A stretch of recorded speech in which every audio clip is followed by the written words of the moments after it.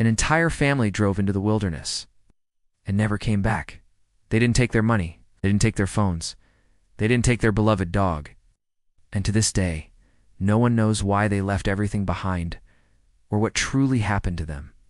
This is the Jamison family disappearance.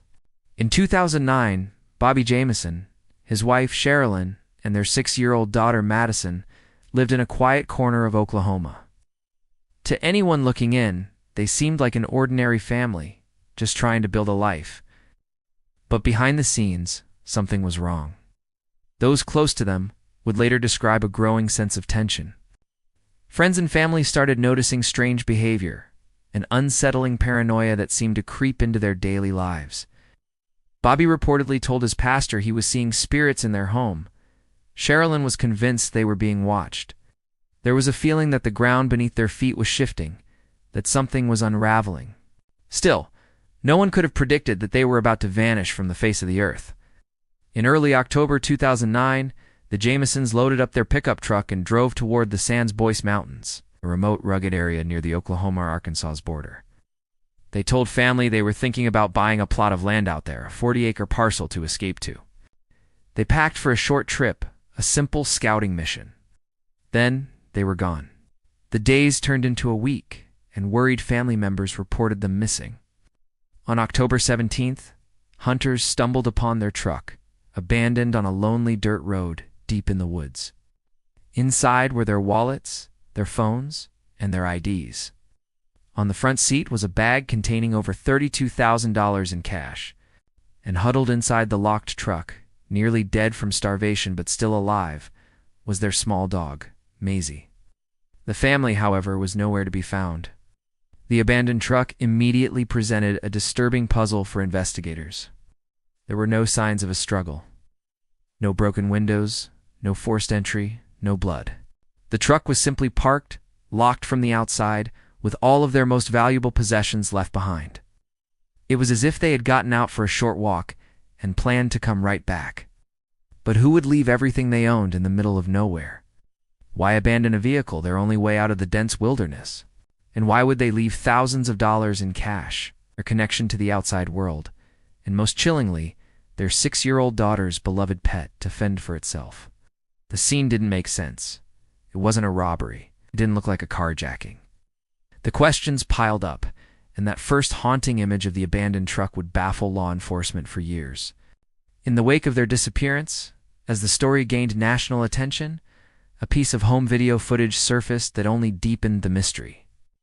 The video recovered from their home showed Bobby and Sherilyn standing in their living room, seemingly preparing to leave for that final trip. But their behavior was bizarre. They were silent, almost trance-like, moving slowly around the room without speaking to each other or to their daughter Madison, who would occasionally wander in and out of the frame. They weren't smiling. They weren't interacting. They just stood there motionless, their faces blank. Watching it feels like intruding on a private, unsettling moment. It doesn't show a crime, but it hints at a profound psychological distress. Was it fear? Paranoia? Or were we watching a family quietly breaking apart from the inside? For long years, the case went cold. Massive search efforts were launched, combing the dense forests and rugged terrain of the Sans Bois Mountains. Volunteers, police, and specialized search teams scoured the area, but they found nothing. Not a shred of clothing, not a footprint, not a single clue to suggest where the family had gone. Investigators looked into every possible theory. Were they involved with a dangerous cult? Did a drug deal go wrong? Was it a murder-suicide pact? Or did they simply get lost and succumb to the elements? But without bodies and without evidence, every theory was just speculation. The Jamisons had vanished into complete silence, leaving a void filled only with questions. The case became one of Oklahoma's most enduring mysteries, a story that felt like it would never have an ending. Then, in November of 2013, everything changed. A group of deer hunters, trekking through a remote part of the mountains about 3 miles from where the truck was found, made a gruesome discovery. There, lying face down, side by side, were the skeletal remains of 2 adults and 1 child. Dental records soon confirmed the unthinkable. It was Bobby, Sherilyn, and little Madison. After 4 years of searching, the family had finally been found. But this discovery didn't bring closure. It only brought more questions. The medical examiner couldn't determine a cause of death for any of them.